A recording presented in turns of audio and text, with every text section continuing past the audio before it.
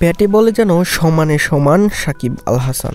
দল হারলেও তিনি করে যাচ্ছেন একের পর এক অনবদ্য পারফরমেন্স। বুড়ো হলেও তার তেজ যেন একটুও কমেনি। তাই তো টি-10 লিগে একের পর এক চমক দেখিয়েই যাচ্ছেন সাকিব আল হাসান।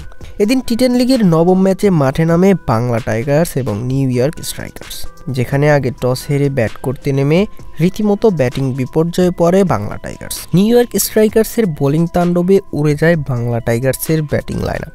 ফলে 5 ওভারেই মাত্র 30 রানেই 4 উইকেট হারিয়ে ফেলে বাংলা টাইগার্স। এরপরেই ব্যাটিংয়ে নামেন সাকিব আল হাসান। দলের সবাই যখন ব্যর্থ হচ্ছিলেন, যেখানেই সাকিব ছিলেন অনন্য। দলের এই ব্যর্থতার দিনেও 12 বলে 19 রানের এক ক্যামিও ইনিংস খেলেন সাকিব আল হাসান, যেখানে একটি 4 ও একটি ছক্কা হাঁকান এই অলরাউন্ডার। আর এই ক্যামিওতে 68 রান করতে পারে বাংলা টাইগার্স। এরপর স্বল্প পুঁজিতে ব্যাটিং করতে নেমেও বাংলা টাইগার্সের বোলারদের ধবল ধোলাই করতে থাকে নিউ ইয়র্ক স্ট্রাইকার্স। কিন্তু এখানেও বাজিমাত করেন সাকিব।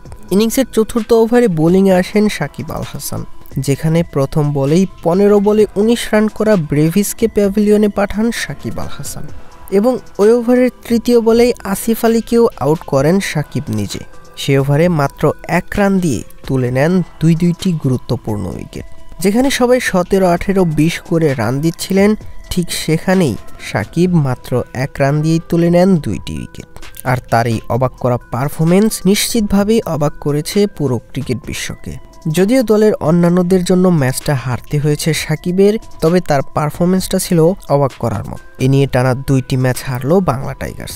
এক্ষেত্রে সত্যিই আনলাকি বলা যায় সাকিবকে, কেননা এত ভালো খেলেও যখন ম্যাচ হারতে হয় তখন সত্যিই খারাপ লাগে। তবে বুড়ো বয়সেও সাকিবের এমন অবাক করা পারফরমেন্সগুলো সত্যিই ভালো লাগার মতো বিষয়।